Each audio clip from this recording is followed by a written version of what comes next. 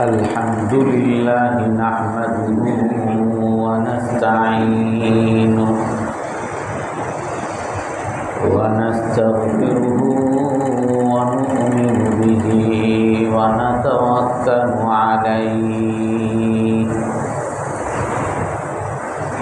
ونعوذ بالله من شرور أنفسنا ومن سيئات أعمالنا من يهده الله فلا مضل له ومن يضلله فلا هادي له ونشهد أن لا إله إلا الله وحده لا شريك له ونشهد أن سيدنا ومولانا محمدا عبده ورسوله أرسله بالحق بشيرا ونذيرا بين يدي الساعة من يطع الله ورسوله فقد رشد واهتدى ومن يعصهما فقد ضل وغوى أما بعد فأعوذ بالله من الشيطان الرجيم بسم الله الرحمن الرحيم يا أيها الذين آمنوا لا تأكلوا أموالكم بينكم بالباطل إلا أن تكون تجارة عن تراض بينكم ولا تقتلوا أنفسكم إن الله كان بكم رحيما ومن يفعل ذلك عدوانا وظلما فسوف نصليه نارا وكان ذلك على الله يسيرا إن تجتنبوا كبائر ما تنهون عنه نكفر عنكم سيئاتكم وندخلكم مدخلا كريما صدق الله العظيم وقال النبي صلى الله عليه وسلم أولئك خيار الناس الذين يحترمون حقوق الناس ولا قدست أمة لا يأخذ الضعيف فيها حقوقه غير متتعتع أو كما قال عليه الصلاة والسلام সম্মানিত মুসলিয়ানে কেরাম, আমরা ইসলামের স্বাধীনতা এই বিষয়ে আলোচনা করব। হযরত রাবি ইবনে আমির রাদিয়াল্লাহু আনহু এক সাহাবী, উনি যখন রোমে রোমের এক সেনাপতি রুস্তম তার সাথে যুদ্ধ করতে গেছেন। তো রুস্তম মুসলমানদের কাছে জানতে চাইছেন যে আপনারা কেন যুদ্ধ করতে আসছেন। তো সাহাবাদের মধ্যে হযরত রাবি ইবনে আমের রাদিয়াল্লাহু আনহুকে রুস্তমের কাছে পাঠান। তো রুস্তম জিজ্ঞাসা করেন, মাল্লাযী জাআ বিকুম, আপনারা কেন আসছেন? তো তখন সেই সাহাবী রাদিয়াল্লাহু আনহু বলেন, আল্লাহু ইবতাআসানা লিনুখরিজাল ইবাদা মিন ইবাদাতিল ইবাদি ইলা ইবাদাতি রাব্বিল ইবাদ। আল্লাহ তাআলা আমাদেরকে পাঠাইছেন। সাহাবী বলেন যে আমরা মুসলিম জাতি, আল্লাহ তাআলা আমাদেরকে পাঠিয়েছেন কেন? যাতে আমরা আল্লাহর বান্দাগণকে মানুষের গোলামি থেকে বের করে সমস্ত বান্দাদের মালিক, সমস্ত পৃথিবীর সৃষ্টি জগতের মালিক আল্লাহ তাআলার গোলামিতে ফিরিয়ে আনতে পারি। আমরা যাতে আল্লাহর বান্দাগণকে মানুষের গোলামি থেকে সমস্ত সৃষ্টি জগতের মালিক, সমস্ত মানুষের মালিক আল্লাহ তাআলার গোলামিতে ফিরিয়ে আনতে পারি। অমিন জাউরিল আদিয়ানি ইলা জাউরিল ইসলাম, আর আমরা অন্য সকল ধর্মের জুলুম থেকে মানুষকে বের করে ইসলামের ন্যায়ের পথে আনতে পারি। অমিন দিকিদ দুনিয়া ইলা সাআতিদ দুনিয়া ওয়াল আখিরা, আর দুনিয়ার সংকীর্ণতা থেকে বের করে ইসলামের প্রশস্ততা, দুনিয়ার প্রশস্ততায় যাতে তাদেরকে নিয়ে আসতে পারি এবং আখিরাতের প্রশস্ততায় তাদেরকে নিয়ে আসতে পারি। এই সাহাবী ইসলামের স্বাধীনতার কি ব্যাখ্যা, এই ব্যাখ্যাটা এই সাহাবীর বাক্যের মধ্যে খুব স্পষ্ট হয়েছে। স্বাধীনতা কাকে বলে? আমরা যদি বর্তমান যুগে তাকাই বা পাশ্চাত্যের বইতে বা পূর্ব পশ্চিম ইসলাম বিরোধী মানুষের বইয়ের মধ্যে যদি তাকাই, আমরা দেখব 1798 সনে ফ্রান্সে বিপ্লব হয়েছিল। সেটাকে স্বাধীনতা বিপ্লব বলা হয়। তার আগে মূলত সেখানকার যারা রাজা ছিল, রাজারা মানুষের উপরে জুলুম করত, মানুষের উপরে অত্যাচার করত, মানুষের কোনো অধিকার দিত না। রাজার যা ইচ্ছা হইতো সেটাই করত। আমরা গত সপ্তাহে বলেছিলাম জুলুমের আকার কি। হযরত জাফর ইবনে আবু তালেব রাদিয়াল্লাহু আনহু বলছেন, কানা ইয়াকুলুল কাওয়িয়্যু মিন্না আদ-দাঈফ, আমরা অন্ধকার যুগে ছিলাম, তখন আমাদের মধ্যে যারা সবল তারা দুর্বলদেরকে খেয়ে ফেলত। আর আমরা এখন মুসলমান হয়েছি, মুসলমান হওয়ার পরে আমরা দুর্বলদের অধিকারগুলো আমরা দিয়ে দিই।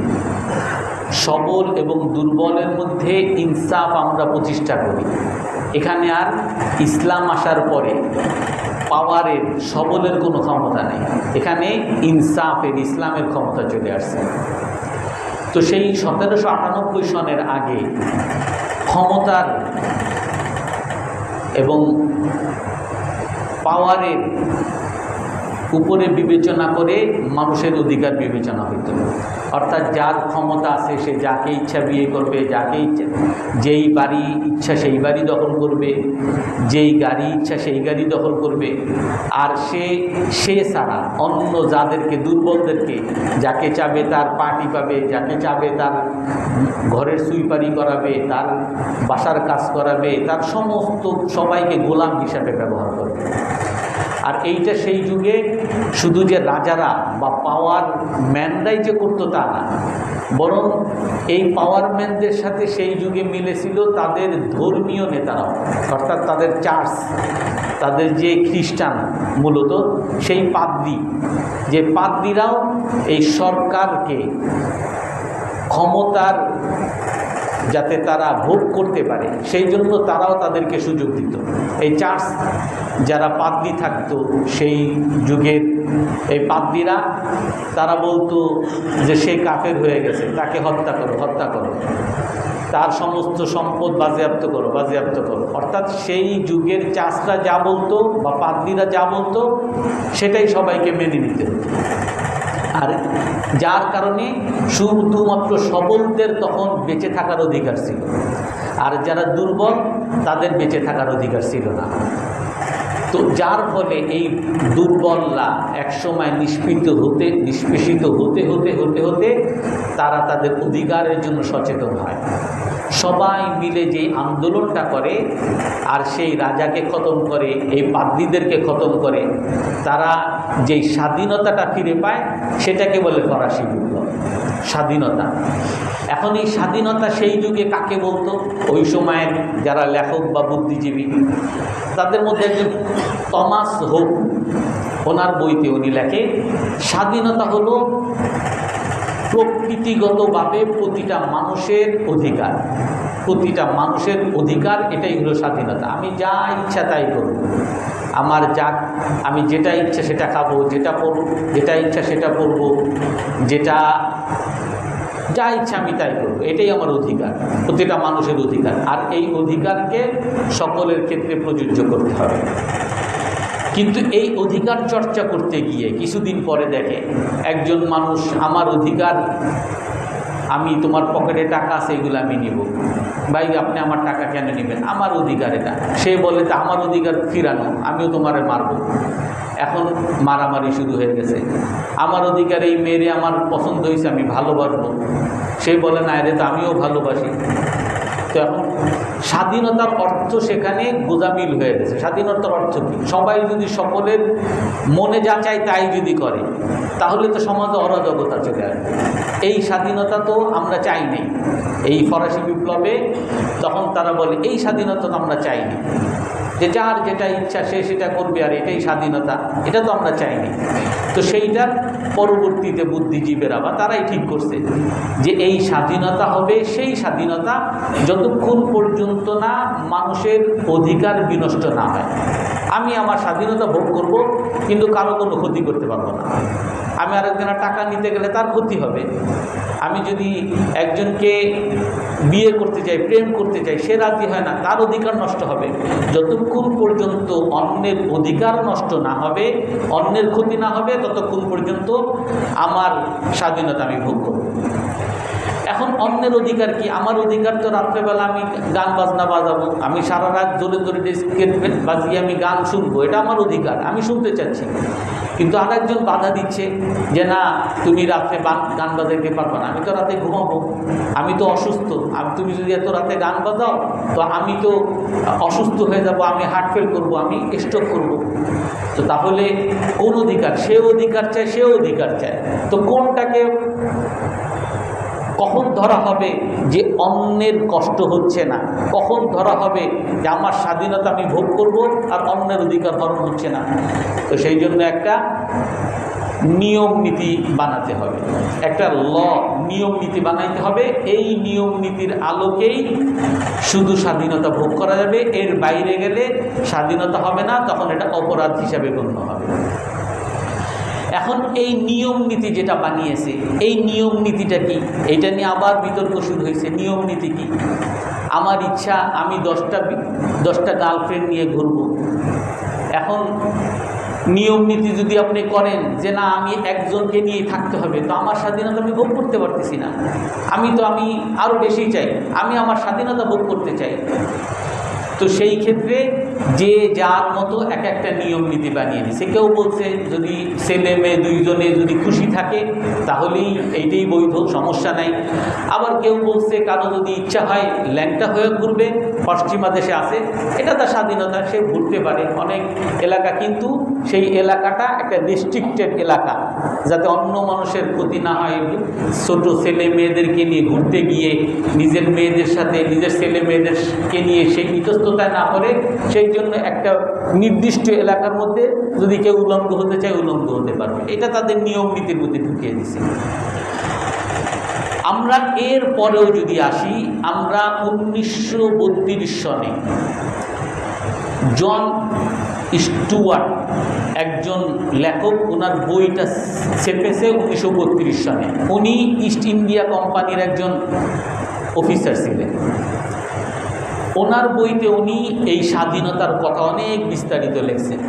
তো ওনাকে প্রশ্ন করা হয়েছে, আপনি যে স্বাধীনতার কথা বলেন, তো আপনি তো ইস্ট ইন্ডিয়া কোম্পানি, ইন্ডিয়ায় আপনারা তো ইন্ডিয়ার মানুষের কোনো স্বাধীনতাই আপনি রাখেন নাই, তাদের জমি দখল করে নিছেন যে এইগুলা সব আমাদের কর দিতে হবে, অথচ এটা তার জমি। আপনি তাদের জমি, তারা যা চাষ করতে চায় সেটা চাষ করতে দিচ্ছেন না। না, তোমরা ধান চাষ করতে পারবা না, এখানে নীল চাষ করতে হবে। আপনি তাদের জমি দখল করতেছেন, আপনি তাদের মেয়েদেরকে দখল করতেছেন, আপনি তাদের দেশের যত উৎপাদনশীল যত ধন দৌলত আছে সব দখল করে আপনি ইংল্যান্ডে নিয়ে যাচ্ছেন। তো আপনি তাদের স্বাধীনতা কিভাবে দিলেন? তাদের তো আপনি খর্ব করলেন। তো জন স্টুয়ার্ট সে লেখে যে এই স্বাধীনতা যেটা, এই স্বাধীনতাটা শুধু হলো ভদ্র মানুষের জন্য। যারা অভদ্র, যারা পিছিয়ে পড়া জনগোষ্ঠী, এই ইন্ডিয়া মহাদেশ, আফ্রিকা মহাদেশের যারা পিছিয়ে পড়া জনগোষ্ঠী, তাদের জন্য কোনো স্বাধীনতা নেই। তাদের জন্য একমাত্র স্বৈরাচার, তাদেরকে গোলামি বানিয়ে রাখাই, এটাই হলো তাদের স্বাধীনতা। আর যার কারণে ওই যুগে ইস্ট ইন্ডিয়ান কোম্পানি বা ইংল্যান্ড, তারা রাজা, আর সমস্ত পৃথিবী, ইংল্যান্ড ওদিকে আফ্রিকা, এই ইন্ডিয়া ওদিকে আফ্রিকা, সব তাদের গোলাম। যে এরা ভদ্র সমাজ না, এরা হলো অনুন্নত সমাজ, এরা অভদ্র জাতি, এদের সাথে এদের কোনো মানবাধিকার নাই, মানবাধিকার শুধু বড় লোকের। এই সংজ্ঞা তারা আবার বের করে। আর যেই সংজ্ঞা এখনো চলতেছে, এখনো যদি আপনি বলেন যে মানবাধিকার কি, মানুষের অধিকার কি, আপনি এখন দেখবেন যে মানুষের অধিকার হলো বড় লোকদের দেশে, আমেরিকা, ইউরোপে। আর আফগানিস্তান, সেখানে কোনো মানবাধিকার নেই। আমরা চাইছি তোমাকে হত্যা করছি, এর কোনো বিচার আপনি পাবেন না। আফগানিস্তানের এখন যারা বড় বড় মন্ত্রী, এমনকি প্রধানমন্ত্রী, তাকে পর্যন্ত ধরে নিয়ে ওই গুয়ান্তানামো বেতে 10 বছর কারাগারে রাখছে, যে কেন তোমার কোনো অধিকার নাই, আমি যে এত জুলুম করলাম, কেন করলাম, আমি এটার একটা বিচার চাই। তোমার কোনো বিচার নাই, তুমি তো ওই গিয়া গোলাম, তোমার আবার কিসের বিচার? তুমি হুজুর। হুজুর মানে এখন এই যুগে বর্তমানে অনুন্নত বা তাদের ভাষায় অভদ্র জাতি হলো জঙ্গি। তারা লাগিয়ে দিছে জঙ্গি, ইসলামিক জঙ্গি। এই ইসলামিক জঙ্গি হিসাবে যাকে ধরা হবে তার কোনো মানবাধিকার নেই। সে কোথাও আদালতে মামলাও করতে পারবে না। হাজার হাজার মানুষ তারা এই ইসলামী জঙ্গি বলে নিয়ে গুয়ান্তানামো বেতে, আবু গারিব কারাগারে, আমাদের বাংলাদেশের আয়নাগরে ঢুকিয়ে রাখছিল। আর এরা যে এদের কোনো অধিকার চাবে, আমার মামলায় উঠা, আমার তো আদালত পাওয়ার অধিকার আছে, আইনের অধিকার আছে, আমি কোথায় আছি এটা জানার অধিকার আছে আমার বাচ্চাদের, এই সব কোনো অধিকার তোমাদের নাই। কারণ তোমরা হলো ইসলামিক জঙ্গি, তোমরা হলো জামাত শিবির, তোমরা হলো খারাপ মানুষ, তোমাদের কোনো অধিকার নেই। আমি এই অধিকারগুলোর কথা আমি এতক্ষণ যেটা বললাম, পশ্চিমা দৃষ্টিকোণ থেকে মানবাধিকারকে তারা যেভাবে দেখে সেইটার একটা তুলনামূলক জিনিস তুলে ধরলাম। আর এইটার কিছু জিনিস দ্বারা আমাদের যুব সমাজ, আমাদের নারী সমাজ ভয়ানক বিভ্রান্তিতে পড়ে আছে। আপনি একটা ছেলেকে দেখবেন হাফ প্যান্ট পরে ঘুরে, যে ভাই তুমি হাফ প্যান্ট পরে ঘুরতেছো বাজারের মধ্যে, তোমার এই মানুষ দেখলে কি ভাবে? মানুষের কি আর কেন করবো, আমার ব্যক্তি স্বাধীনতা। একটা মেয়ে সে ছেলেদের পোশাক পরে হাঁটবে, অশ্লীল পোশাক পরে হাঁটবে, যদি কেউ কিছু বলেন আমার স্বাধীনতা, আমি যা ইচ্ছা তাই করব। আপনি কে বলেন? অর্থাৎ এই স্বাধীনতা কাকে বলে? তাদের কাছে যেমন একটা গোজামিল, পাশ্চাত্যের কাছে যেমন গোজামিল, আমাদের বাংলাদেশি মানুষের কাছেও স্বাধীনতা কি এটাও একটা বিভ্রান্তির একটা ধোঁয়াশা তুলে মানুষের কাছে বিস্তৃত আছে। এইটার ইসলামিক ভাষায় বা সত্যিকার আপনি যদি জ্ঞান থাকে, আপনার যদি বিবেক দিয়ে চিন্তা করেন, আপনি একটু বিবেক দিয়ে চিন্তা করেন স্বাধীনতাটা কি। কোরআনে কারীমের মধ্যে আল্লাহ তাআলা বলেন, কুল কুল্লু ইয়ামালু আলা শাকিলাতি ফারাব্বুকুম আ'লামু বিমান হুয়া আহদা সাবিলা। আল্লাহ তাআলা প্রতিটা মানুষকে তার প্রকৃতি দিয়েই বানিয়েছে, প্রতিটা মানুষের প্রকৃতি দিয়ে, মানবিক কিছু প্রয়োজন দিয়ে তাকে বানানো হয়েছে। ফারাব্বুকুম আ'লামু বিমান হুয়া আহদা সাবিলা। আর এই মানুষটাকে স্বাধীনতা দেওয়া হয়েছে, সে যা ইচ্ছা তাই করতে পারে। সে যদি ল্যাংটা হয়ে হাঁটবে তাও হাঁটতে পারে, সে যদি কাউকে খুন করতে চায় তাও পারে, সে যদি চুরি করতে চায় তাও পারে। কিন্তু ফারাব্বুকুম আ'লামু বিমান হুয়া আহদা সাবিলা, কিন্তু আপনার পালনকর্তা জানে যে কে সঠিক রাস্তায় আছে। যে সঠিক রাস্তায় থাকবে না তার জন্য আল্লাহ তাআলা শাস্তির ব্যবস্থা রাখছেন আখিরাতে। দুনিয়াতে হয়তো কিছু কিছু শাস্তির ব্যবস্থা রাখছেন, অধিকাংশ শাস্তি আখিরাতে। কিন্তু প্রতিটা মানুষকে আল্লাহ তাআলা স্বাধীনতা দিয়ে দিয়েছেন। এখন এই স্বাধীনতা, আমি যা ইচ্ছা তাই করব, এটাই আমার স্বাধীনতা। আমি যা ইচ্ছা সেই মত পোষণ করব, আমি যা ইচ্ছা সেটা খাবো, যেটা ইচ্ছা সেটা করব, এটা আমার স্বাধীনতা। কিন্তু এই স্বাধীনতার ক্ষেত্রে আমি যদি প্রথমে বলি আমার ভিতরে যেটা আমার মতামত, আমার বিশ্বাস, আল্লাহ তাআলা বলেন কি, লা ইকরাহা ফিদ্দীন। মানুষের বিশ্বাসের মধ্যে কোনো জবরদস্তি নেই, স্বাধীন সে। কেউ যদি সে বিশ্বাস করতে চায় আল্লাহ এক, করতে পারে। কেউ যদি বিশ্বাস করে আল্লাহ এক না দুই, করতে পারে। কেউ বিশ্বাস করবে না আল্লাহ এক না, আল্লাহর সাথে আরো শরীক আছে, মূর্তি লাগবে, করতে পারে। লা ইকরাহা ফিদ্দীন, কোনো বাড়াবাড়ি নেই। قد تبين الرشد من الغي فمن يكفر بالطاغوت ويؤمن بالله فقد استمسك بالعروة الوثقى। আল্লাহ তাআলা বলেন, সত্য মিথ্যা থেকে স্পষ্ট হয়ে গেছে। তুমি যদি চিন্তা করো যে তুমি এক আল্লাহকে বিশ্বাস করবা নাকি তিন আল্লাহকে বিশ্বাস করবা, তুমি যদি চিন্তা করো যে দুনিয়ার মধ্যে তোমার দেশের মধ্যে দুইজন রাজা থাকতে পারে কিনা, লাউ কানা ফীহিমা আলিহাতুন ইল্লাল্লাহু লাফাসাদাতা, এক দেশে যদি দুই রাজা থাকতে না পারে, বিরোধী দলও যদি কেউ সহ্য করতে না পারে, তার সমকক্ষ আর একজন রাজা কেমনে সহ্য করবে? আল্লাহ বলেন, আসমানের মধ্যে যদি দুই আল্লাহ থাকতো, আসমান টিকে থাকতো না, আসমান ভেঙে পড়তো। এই জন্য এক আল্লাহ, এটা হলো সত্য। আর বাতিল, এক আল্লাহ ছাড়া যত বিশ্বাস এগুলো হলো বাতিল। ফামান ইয়াকফুর বিত-তাগুত ওয়া ইউমিন বিল্লাহ ফাকাদ ইসতামসাকা বিল উরওয়াতিল উসকা। যে আল্লাহ ছাড়া অন্যকে অস্বীকার করে, এক আল্লাহর উপর বিশ্বাস করে, সে সঠিক পথ ধরছে। এখন কেউ যদি তার মাথা যদি খারাপ হয়ে যায়, সে এক আল্লাহকে আর বিশ্বাসই করে না, এর সাথে আপনি কি করবেন? পিটাবেন, তারে ধরবেন, তারে মারবেন?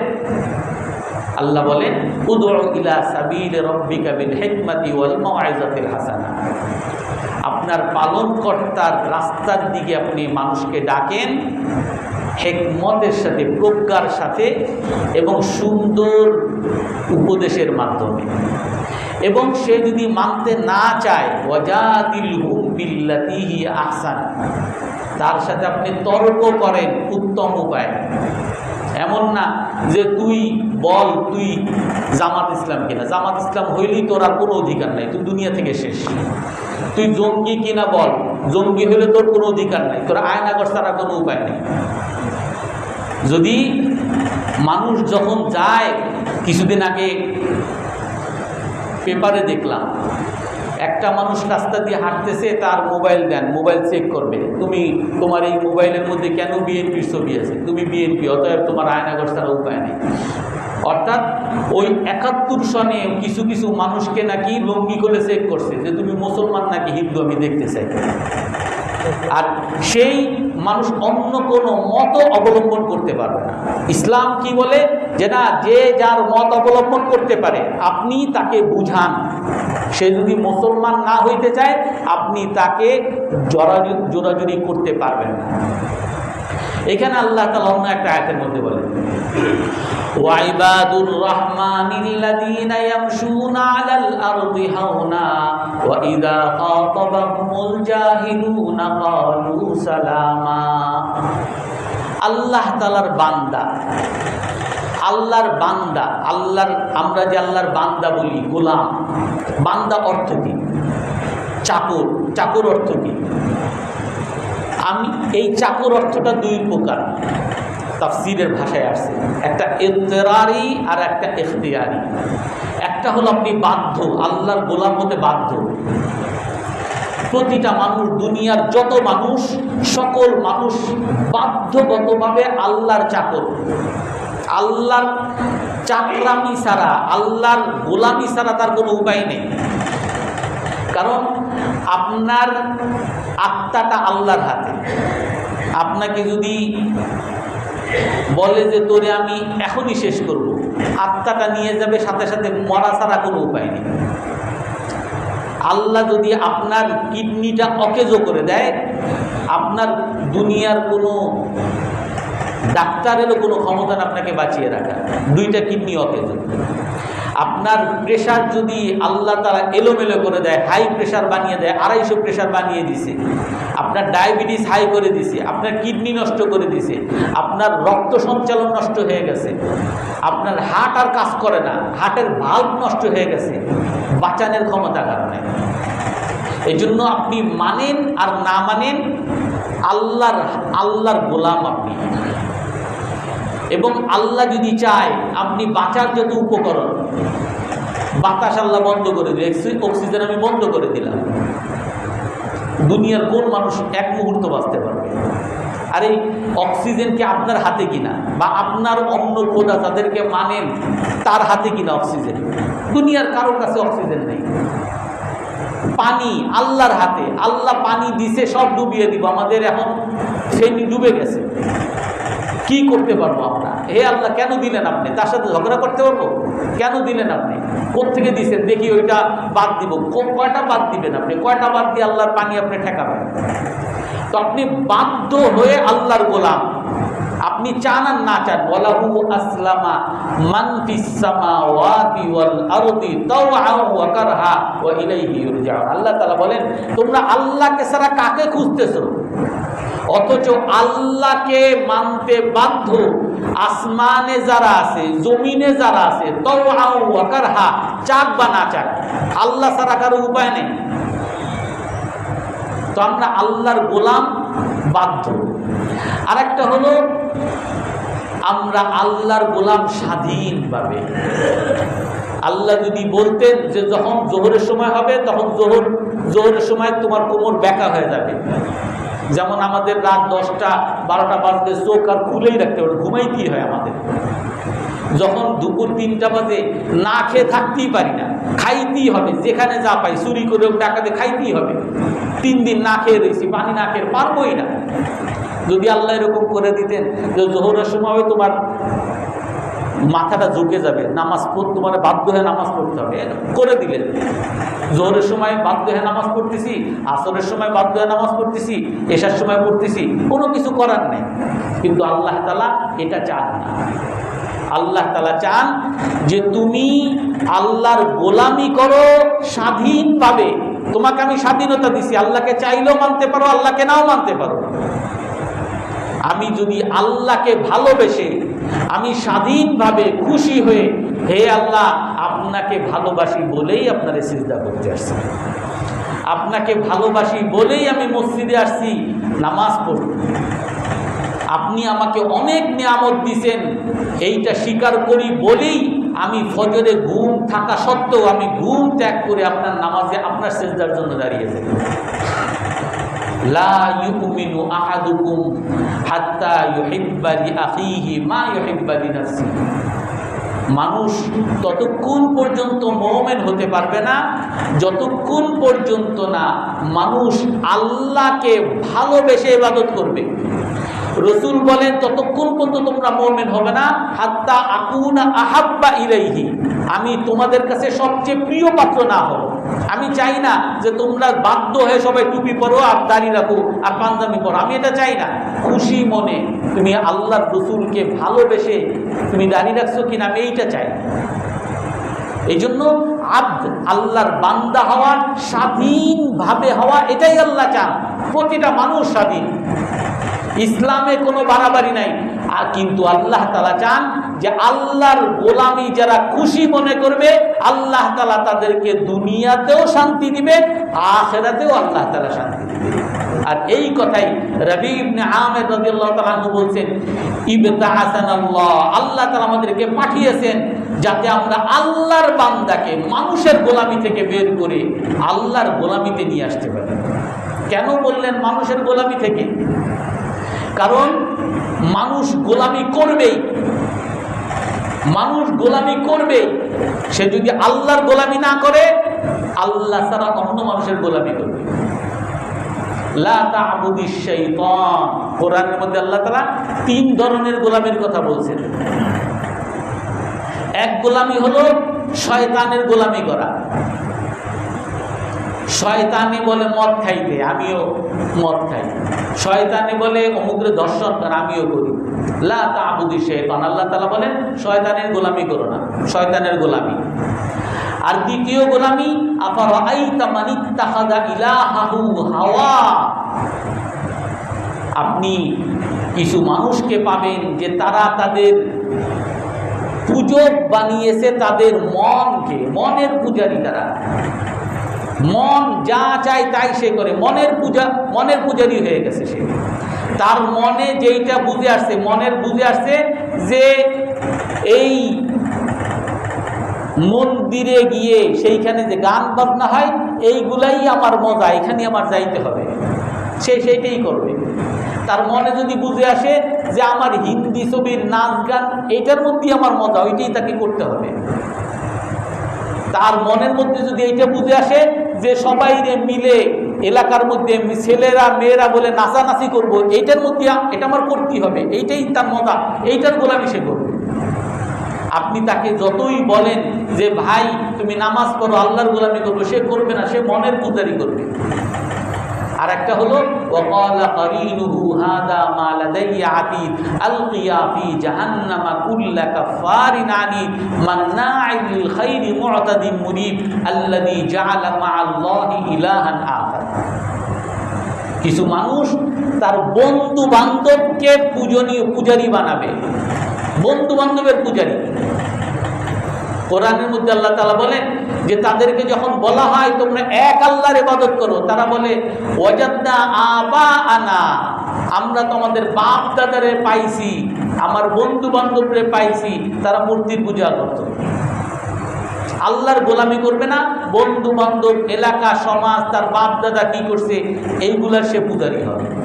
অর্থাৎ মানুষ পূজা করবেই।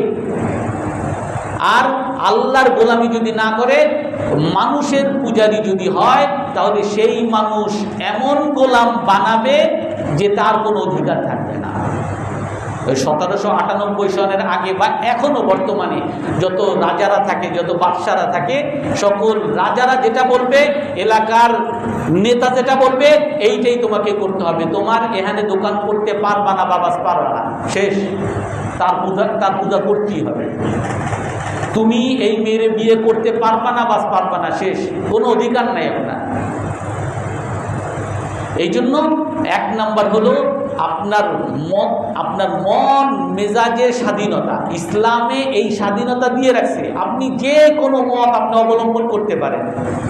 আপনি যদি ইসলামের এই স্বাধীনতা না মানেন তো আপনার উপরে আল্লাহ তাআলা মানুষকে চাপিয়ে দিবে যে আপনার স্বাধীনতা, এই বাক স্বাধীনতা বা মতের স্বাধীনতার মূল্যায়ন করবে না। আপনাকে বলবে আমার এই দলের মতই তোর থাকতে হবে, এই দলের মতের বিরুদ্ধে কেন গেলি, এই জন্য তোর আয়না কর। এটা আল্লাহ তাআলার আযাব। এই জন্য বিবেকের স্বাধীনতা, আপনার বিশ্বাসের স্বাধীনতা প্রথম। দ্বিতীয় নাম্বার হলো আপনার ব্যক্তি স্বাধীনতা, আপনার ব্যক্তি স্বাধীনতা, আপনার জীবনের স্বাধীনতা। আল্লাহ তাআলা কোরআনে কারীমের মধ্যে বলেন, ওয়ালা তাকতুলু আনফুসাকুম, তোমরা নিজেদেরকে হত্যা করো না। নিজেদেরকে মানে আপনি যদি আরেকজনকে হত্যা করেন, আল্লাহ বলেন যে তুমি আরেকজনকে হত্যা করো না, তুমি নিজেকেই হত্যা করো। তুমি মনে করতে খুব পাওয়ারম্যান, তোমার দল ক্ষমতায় আছে, তুমি যার ইচ্ছা তার হত্যা করে দিলা, 2 দিন পর তোমার দল ক্ষমতা থেকে সরে যাবে, ওই যারা ক্ষমতাবান এরাই আবার তোমাকে মারবে। এই জন্য আল্লাহ বলেন ওয়ালা তাকতুলু আনফুসাকুম, নিজেকে হত্যা করো না। ইয়া আইয়ুহাল্লাযীনা আমানু লা তাকুলু আমওয়ালাকুম বাইনাকুম বিল বাতিল, আল্লাহ বলেন যে তোমরা তোমাদের সম্পদকে অন্যায়ভাবে খেও না। আল্লাহর ভাষা এরকম, লা তাকুলু আমওয়ালাকুম বাইনাকুম বিল বাতিল, তোমরা তোমাদের সম্পদকে অন্যায়ভাবে ভক্ষণ করো না, খেও না। আমার সম্পদ আমি খাবো, এটা বড় অন্যায় কিসে? অন্যের সম্পদ এটাও আপনার সম্পদ, অন্যের সম্পদ আপনি চুরি করলেন, এটা যেন আপনার সম্পদকে আপনি চুরি করলেন। আমি তাফসীরের মধ্যে বিস্তারিত ব্যাখ্যা করেছি। ইসলামের মধ্যে হাদিসের মধ্যে রাসূল সাল্লাল্লাহু আলাইহি ওয়াসাল্লাম বলেন, আইয়ুমা উরসাতিন কানাত ফীহিম জাইউন ফাবারিআতুম মিন যিম্মাতিল্লাহ, যেই এলাকায়, একটা এলাকা, ওই এলাকায় যদি একজন ক্ষুধার্ত মানুষ থাকে, একজন মানুষ সকাল করছে খায় নাই সে রাতে,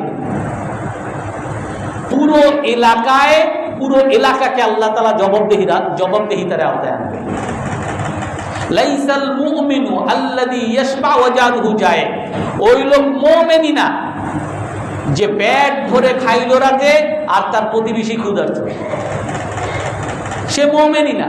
রাসূল সাহেব হাদিসে বলেন, সহিহ হাদিস, সে মুমিনই না যে পেট ভরে খাইলো আর তার প্রতিবেশী ক্ষুধার্ত। অর্থাৎ আপনার প্রতিবেশী, আপনার এলাকার কোনো মানুষ যদি ক্ষুধার্ত থাকে, আপনি গুনাহগার হবেন। এই ক্ষুধা থেকে বাঁচানোর জন্য দায়িত্ব হলো তাকে কোনো চাকরির ব্যবস্থা করা। রাসূল সাল্লাল্লাহু আলাইহি ওয়াসাল্লাম চাকরির ব্যবস্থা করছেন, হাদিস আমি তাফসীরের মধ্যে বলতেছি না। একজন আসছে, হে আল্লাহ রাসূল কিছু পয়সা দেন। কেন পয়সা দিব? তোমার কিছু নাই? বলে কিচ্ছু নাই, আমি গরিব। তোমার বাড়িতে কি আছে? আমার বাড়িতে একটা চাদর আছে, আর আমার বাড়িতে একটা পানির মশক আছে, নিয়ে আসো। নিয়ে এসে একটা কুড়াল কিনে দিছে, কুড়াল দিয়ে ব্যবসা করো। অর্থাৎ চাকরির ব্যবস্থা করে দেওয়া। চাকরি করতে পারে না, অসহায়, হাত পা নাই, বিকলাঙ্গ, তার কি হবে? তার খাওয়ার ব্যবস্থা কেমনে হবে? তার আত্মীয় স্বজন কি আছে, ধনী আত্মীয় স্বজন, তাকে তার খাওয়ানোর, তাকে বাধ্য করতে হবে। তো তোমার ভাই বিকলাঙ্গ, তোমার ভাইকে খাওয়ানো তোমার দায়িত্ব। তার কোনো ভাইও নাই, তার কোনো আত্মীয় স্বজন নাই, সেই ক্ষেত্রে ওই দেশের সরকার, ওই দেশের সরকারের উপরে দায়িত্ব তার ভরণ পোষণের ব্যবস্থা করা। সরকারের কাছে টাকা নাই, টাকা না থাকলে সকল মানুষের উপরে ভ্যাট ধরেন, ভ্যাট ধরে তারপরে ওই ক্ষুধার্ত মানুষের খাবারের ব্যবস্থা করেন। এটা ইসলামী সরকারের নিয়ম, কোরআন হাদিসের মধ্যে আছে। আর এই নিয়ম আমরা পালন করি না। এগুলো আপনি ইউরোপ আমেরিকায় যাবেন, দেখবেন এখন আমাদের বাঙালিরা বিভিন্ন দেশে যায় আর বেকার ভাতা খায়, চাকরি করে না, বেকার ভাতা খায়। অর্থাৎ ক্ষুধার্ত মানুষ কোনো সমাজে থাকতে পারবে না। এই জন্য আল্লাহ তাআলা বলেন, ইয়া আইয়ুহাল্লাযীনা আমানু লা তাকুলু আমওয়ালাকুম, তোমাদের সম্পদ তোমরা অন্যায়ভাবে খেও না। কারোটা চুরি করছো, কারোটা দুর্নীতি করছো, যেন নিজেরটাই নিজে দুর্নীতি করলাম। কিন্তু আমার অন্যের টাকা নিব, সে আমার কাছ থেকে আলু কিনবে, আমি তার কাছ থেকে, টাকার তো লেনদেন হইতে হবে, সেটা কেমনে হবে? আল্লাহ তাআলা বলে দেন, ইল্লা আন তাকুনা তিজারাতান আন তারাদিন বাইনাকুম, তবে এই টাকার লেনদেন শুধুমাত্র সন্তুষ্টি চিত্তে হতে হবে, খুশি মনে হতে হবে।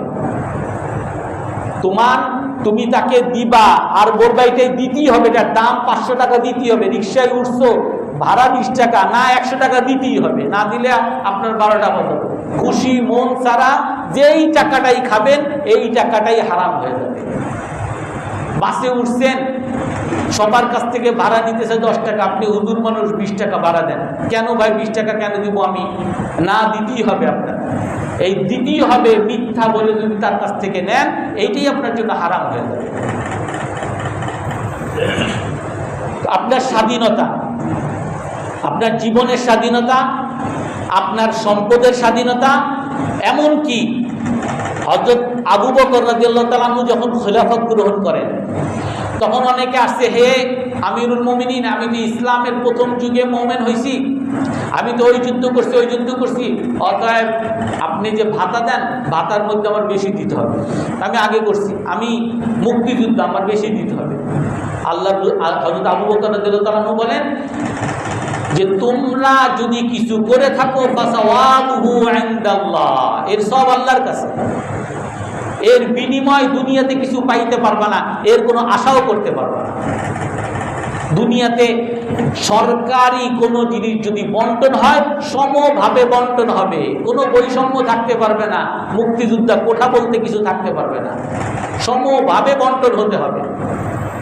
আর যদি সমভাবে বন্টন না করে কোনোভাবে এ গরিব, এ ধনী, এ ওই এলাকার মানুষ, এ নোয়াখালী, এর জন্য আলাদা থাকবে, এই ধরনের কোনো যদি বিবেচনা করা হয়, এটা জুলুম হবে।